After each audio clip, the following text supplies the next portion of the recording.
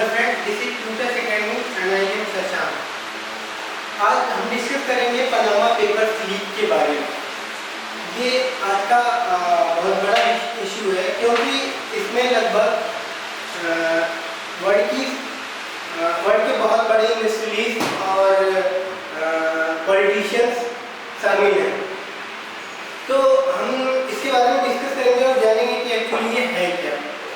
Panama एक country है, Panama city. ये यूएस में बेसिकली पड़ता है, नॉर्थ अमेरिका का पार्ट है। इसमें क्या है कि लगभग 2 लाख फर्जी कंपनियां रजिस्टर्ड हैं।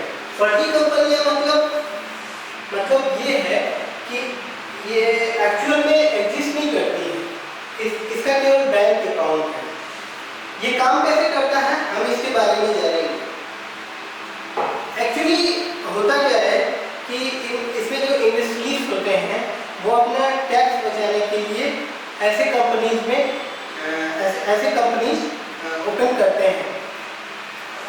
पनामा कंपनी में क्या है कि इसमें पैसे केवल ट्रांसफर होते हैं फेक अकाउंट के थ्रू और ये अपना इनकम टैक्स बचाते हैं। ये एक एग्रीमेंट बेसिकली साइन हुआ है सारे गवर्नमेंट के बीच में, सपोज इंडियन गवर्नमेंट और पनामा गवर्नमेंट के, कि वहाँ पे जो भी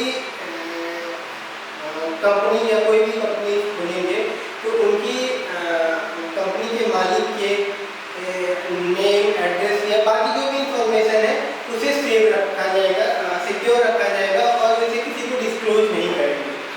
इसे बोलते हैं डबल टैक्स अलायंस एग्रीमेंट, जिसमें नो इंफॉर्मेशन शेयरिंग होता है, कोई इंफॉर्मेशन शेयरिंग नहीं होता है। अब हम ये जानेंगे कि ये काम कैसे करता है और इसमें होता क्या है। सपोज हमारे यहाँ कोई कंपनी इंडिया की, इसका नाम है इंडियन इंडस्ट्रीज और इसने साल में 1 करोड़ का प्रॉफिट कमाया है। अब 1 करोड़ का जब ये प्रॉफिट कमाता है तो इसे लगभग 30 लाख रुपए गवर्नमेंट को एज इनकम टैक्स देना पड़ता है। अब ये कंपनी इनकम टैक्स बचाने के लिए क्या करेगा कि पनामा इन्वेस्टमेंट के नाम से कंपनी खोलेगा और वो कंपनी की एक ब्रांच होगी मुंबई में, पनामा इन्वेस्टमेंट की। अब ये कंपनी किसकी है ये हमें नहीं पता, यहाँ के इनकम टैक्स ऑफिसर्स को नहीं पता क्योंकि ये डिस्क्लोज ही नहीं है कंपनी के नाम। ये कंपनी का मालिक कौन है उसके बारे में नहीं पता। तो यहाँ से 1 करोड़ रुपए इसने कमाया और इसे 30 लाख रुपए इंडियन गवर्नमेंट को दे रहे हैं। ये क्या करेगा कि एक कमीशन ट्रांसफर कर देता है पनामा इन्वेस्टमेंट के नाम से। सपोज इसने 1 करोड़ रुपए ट्रांसफर कर दिए।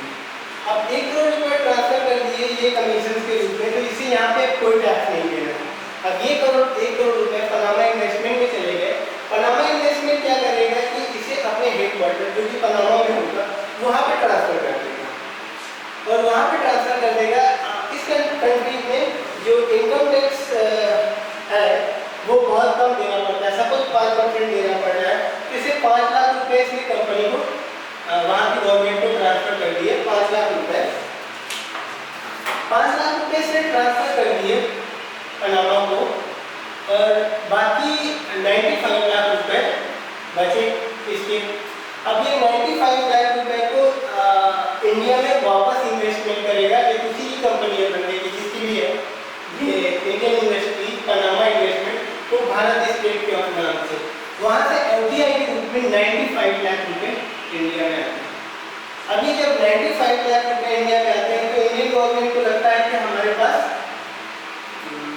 एफडीआई है, फॉरेन डायरेक्ट इन्वेस्टमेंट एफडीआई है, तो यहाँ की गवर्नमेंट खुश हो जाता है क्योंकि हमारे पास इतनी अच्छी रकम एफडीआई में आई है बाहर से।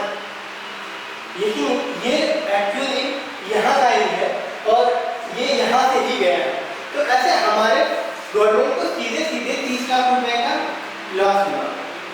30 लाख रुपए हमारे इनकम टैक्स का लॉस हुआ।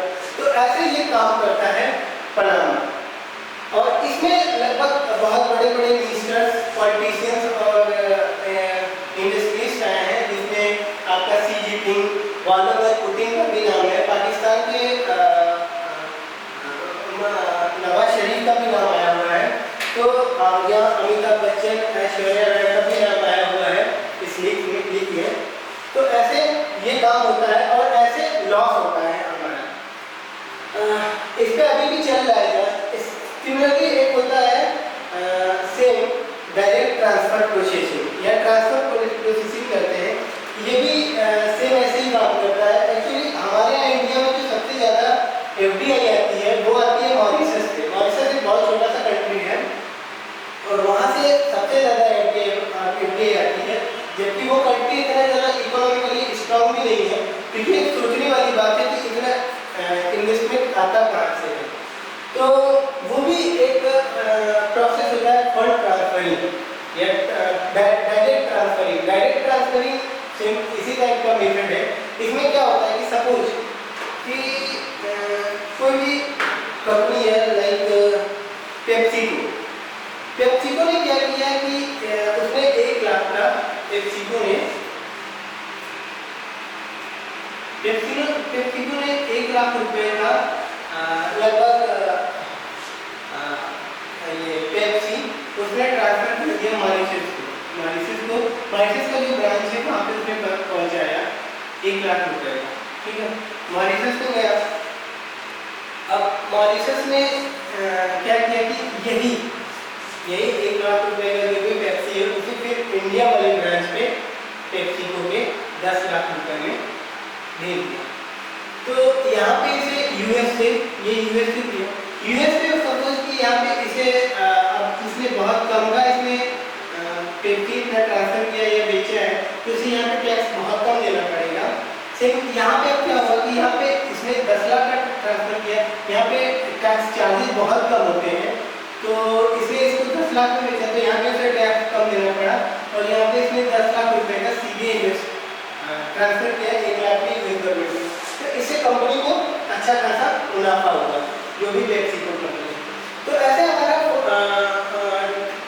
ट्रांसफर डायरेक्ट ट्रांसफर वर्क करता है और ऐसे पनामा पेपर्स लीक के बारे में हम बात करते हैं। तो इस तरीके से हमने देखा कि ये कैसे काम करता है और ये कैसे आज का इशू बना हुआ है। ये all about Panama papers leak. Thanks for watching.